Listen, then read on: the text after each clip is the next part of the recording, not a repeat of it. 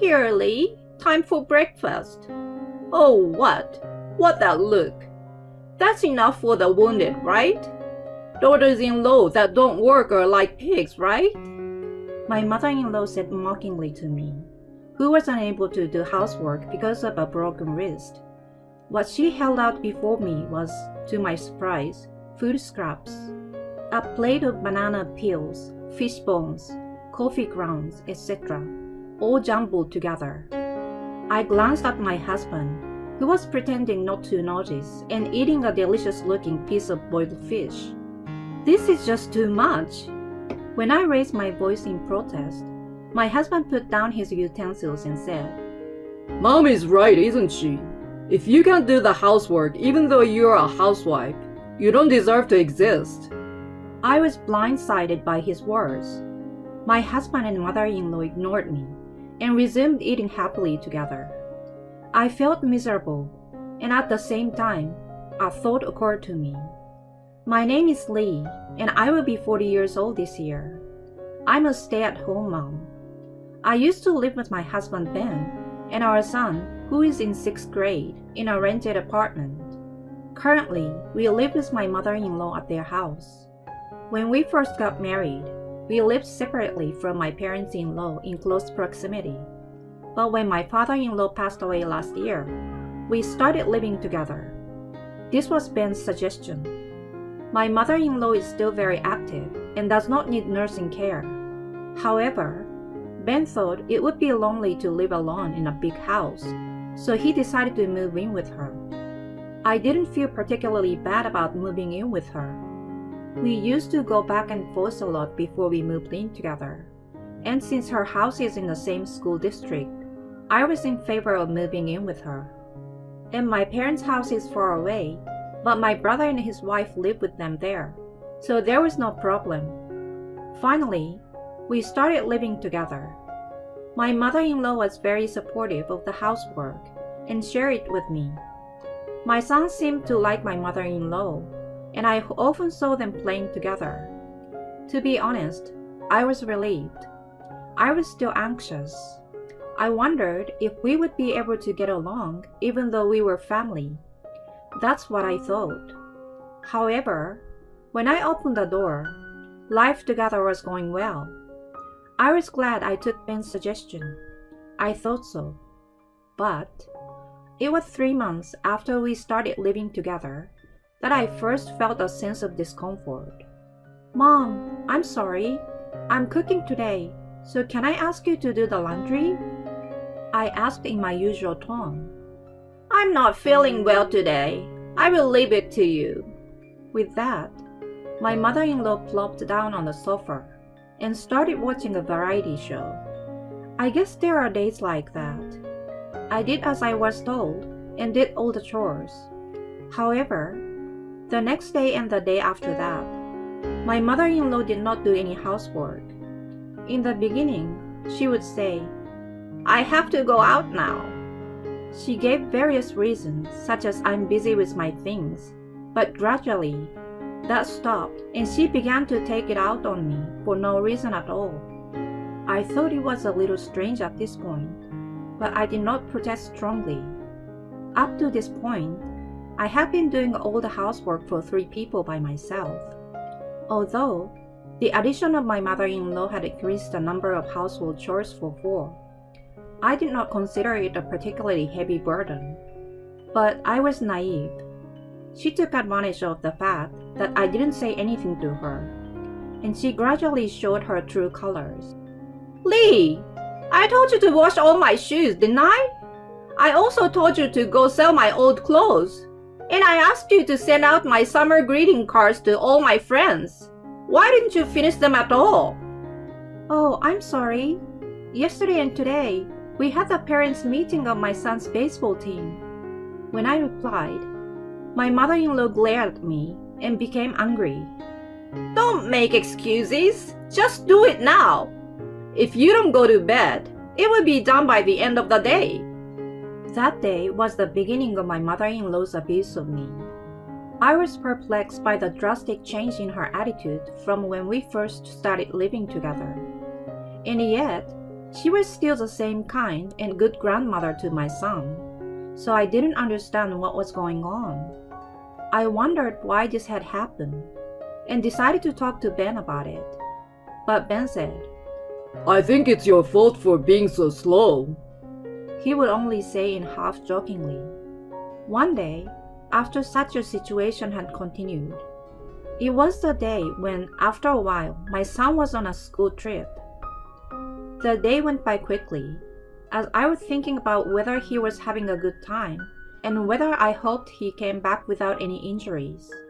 I was about to take a bath and go to bed when Ben called out to me. Oh, I want some ice cream. Lee, go get me some. The one that's only available at the convenience store. It was 11 p.m. and raining.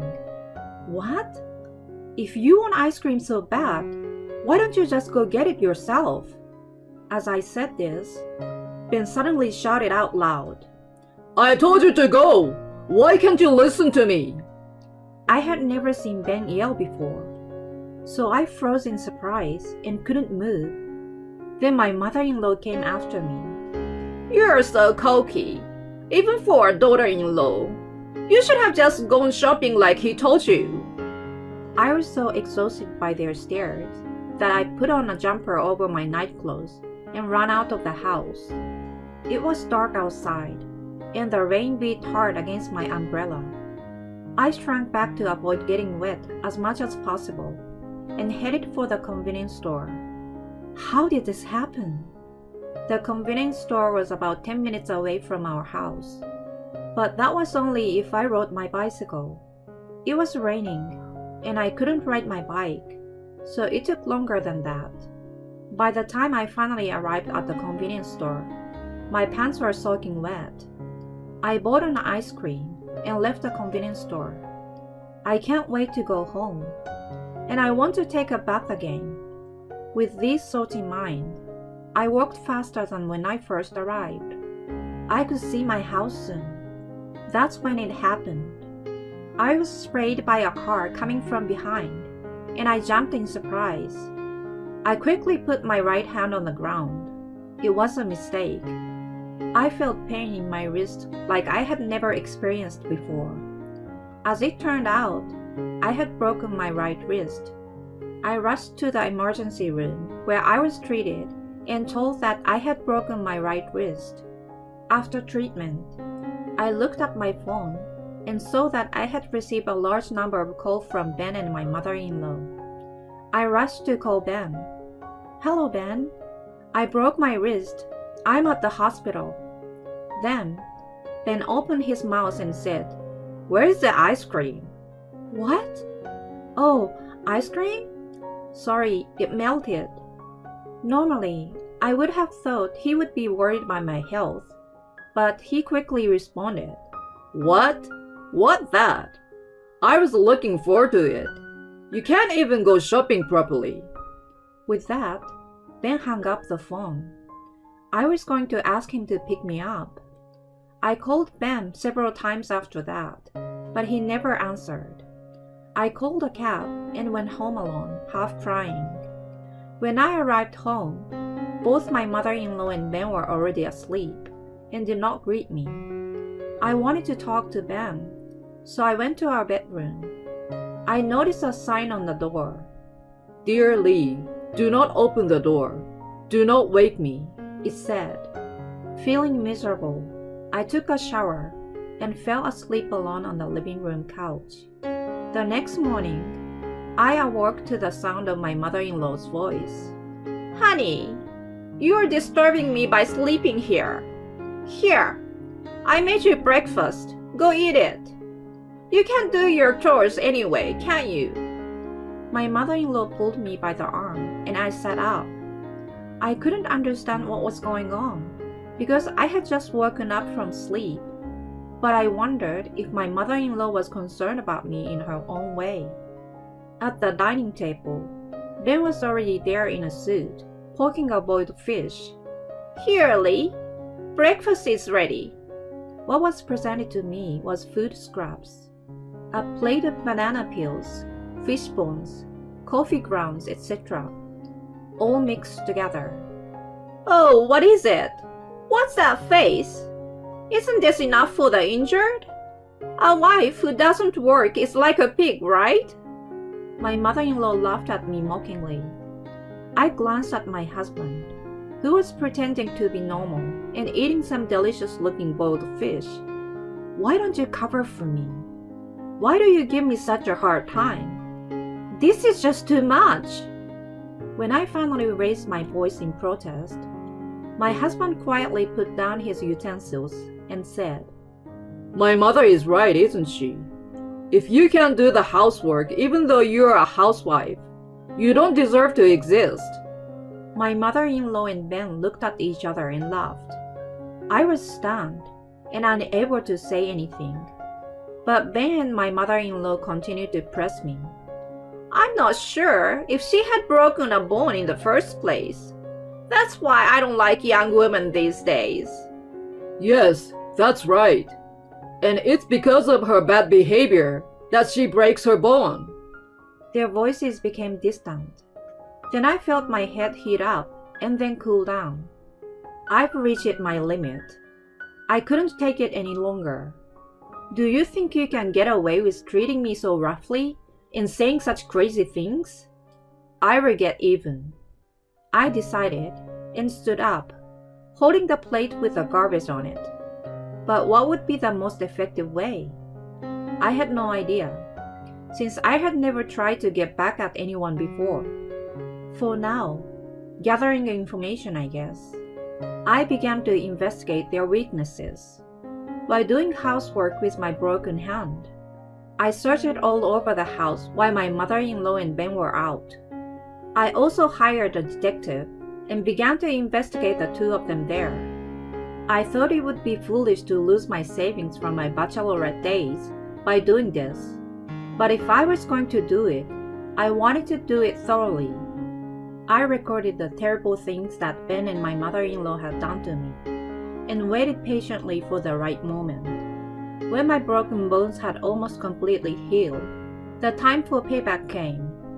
One morning, my mother-in-law moved from her bedroom to the living room. My mother-in-law's bedroom was on the second floor, and the living room was on the first floor. Inevitably, she had to go down the stairs. She seems to sleep on the way down, and a terrible sound echoed through the house. My son and I rushed toward the stairs, but it was already too late. My mother-in-law was lying in a heap at the bottom of the stairs. We rushed to the hospital for treatment, where she was diagnosed with a broken ankle. My mother-in-law looked dejected and was muffled and silent. She would occasionally mutter, "Oh, it hurts." That night, when I was able to use both hands to my satisfaction, I put my skills to the test and prepared dinner. The whole family was at the table.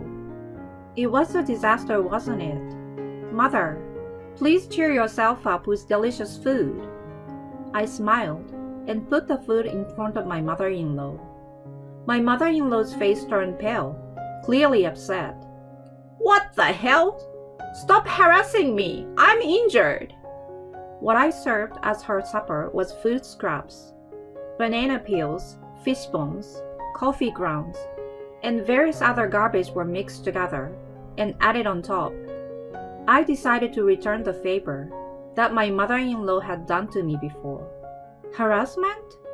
I'm just serving food for the injured. My mother-in-law was trembling. Stop it! Don't you dare mock my mother! As I had expected, Ben also started to get angry. I put a plate in front of him as well. Of course, there was garbage on it. Garbage is good enough for a man who can't protect his wife as a husband. Ben's mouth was agape, and he couldn't say anything. I decided to take advantage of the opportunity to say what I wanted to say. Oh, you're so pale, Mom. You broke your bone. It's because you don't work hard enough. Well, I guess you break bones because you don't work hard enough. What do you think, Ben? That's exactly what he said to me when I broke my arm. You! Shut up and listen to me. Who do you think you are? I don't want a daughter-in-law like you. Get your stuff together and get out of here. That's right, that's right. You're not fit to be my wife. Get out.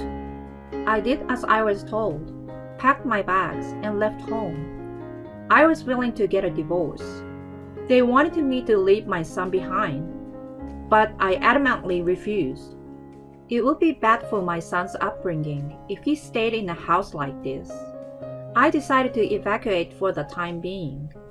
A few days had passed since I left home. My own parents and my brother and sister-in-law were willing to accept me and my son. I was also grateful that my brother and his wife's children were willing to play with my son since it was summer vacation. But what should we do now? As I was thinking about this, I suddenly remembered. I had left the apron my son had given me for Mother's Day at my parents-in-law's house. I could give up the other things, but not that one. I left my son with my parents and returned to my parents-in-law's house alone. It was a good opportunity to talk about the future. With this in mind, I drove to my in-laws' house. It took about an hour and a half on the highway. I arrived at my parents-in-law's house. I tried to stop the car, but another car had already been parked there. It was a car I had never seen before. Wondering, I decided to return to my in-laws' house after parking the car at the nearby toll parking lot. The front door was unlocked, so I quietly opened the door and went inside. There I found a pair of shoes belonging to a woman I did not realize. I wondered if a friend of my mother-in-law's was visiting. If so, I might not be able to have a deep conversation with her. I decided to just collect the apron and go home. With this in mind, I headed for the living room. When I opened the door, I saw my mother-in-law and Ben in the living room. Ahead of them, I saw a young woman wearing my precious apron and hurriedly cooking. When they noticed me, they all stood up and rattled their dishes in a panic.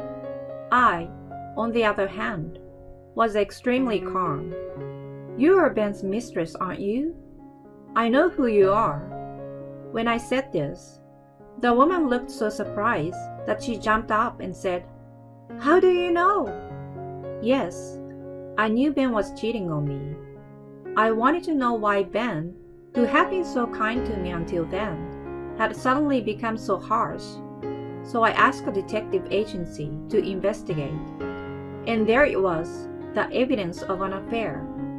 As I had expected, the timing of Ben's sudden cold shoulder coincided with the start of the affair. My mother-in-law probably asked or persuaded Ben to do it. She wanted him to be cold to me in order to get rid of me. It was a despicable way to go about it. I showed them the evidence I had saved on my phone, one by one. Then all three of them turned very pale. And Ben, for example, looked as if he was about to fall over. Ben must have realized that there was no excuse. He suddenly came up to me and took my hand. I'm sorry, Lee, but you're the only one for me. You like me too, don't you? Well, I guess divorce is not an option. Let's just call it a double blowout. No alimony or anything, okay? I stared coldly at Ben, who was trying to flirt with me, and shook his hand away. What? I don't even like you a little bit. In fact, I hate you. I will make sure you pay alimony and child support. And her too, of course. You'd better be ready for that, Mother. When I said that, my mother-in-law tried to come over to me in a panic. However, because of her broken bones, her leg became entangled and she fell down. She also seemed to have hit somewhere hard and was thrashing around on the floor.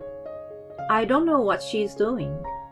As I looked down at my mother-in-law, Ben's mistress finally came out of the kitchen and bowed to me. I'm sorry. Ben asked me out, and I just couldn't say no. I'm sorry, so please forgive me. The woman wiggled around in my precious apron. She is a nasty woman. I see. If you really want me to forgive you, Get down on your knees and apologize. Then I can think about whether to make you pay alimony," I told her in a cold voice. The woman made a disgruntled voice, saying, "What?" But Ben forced her to get down on her knees, and he got down on his knees next to her. "I'm sorry." Ben looked up, his face expectant. I stared at him for a few seconds. "Well, I've thought about it. I'm not going to forgive you. Just make sure you have alimony and child support ready." With her mouth agape, I took off the apron from her. Then I left my parents-in-law's house, leaving everyone in a daze. A month later, Ben and I were officially divorced. Of course, I had to file for alimony and child support, which was to be paid in a lump sum soon, with a lawyer in between. But I had plenty of evidence of cheating and harassment, so everything went smoothly. Ben, however, was having a hard time giving up on his son. He tried to appeal to his son himself to choose him, but it didn't work. Even though his son was in elementary school, he seems to sense an unpleasant atmosphere from Ben and my mother-in-law, and he told him that he wanted to stay with me. He still gets their occasional unsolicited message on his cell phone, but he completely ignores them. Ben and his mistress were having an affair within the same workplace, to my surprise, and they have been many messes since then. According to what I heard, the affair between Ben and the woman had spread throughout the company, and as a result, both had to resign from their jobs. Ben temporarily moved into the woman's place, but since he was unemployed and they both paid alimony to me, they were left living in poverty. The woman, who couldn't stand it any longer, ran off with another man, so they seems to have broken up. Ben returned to his mother's house, but his mother and Ben blame each other for the incident. In a sense, they are like mother and son. They will have to live a lonely life together. They deserve it. Meanwhile, I have started living with my son with the support of my family. I felt sorry for my son to be transferred from the school he had attended for 6 years, so I rented an apartment in the school district where we had lived until this point, just for a few months until graduation. Recently, he has been able to settle down and get back to a more peaceful life. The other day, I went to an amusement park with my son for the first time in a long time, and he said to me, "Mom, I will protect you from now on." What a kind and gentle boy he is. I hugged my son, who looked embarrassed, and promised myself that I would protect him.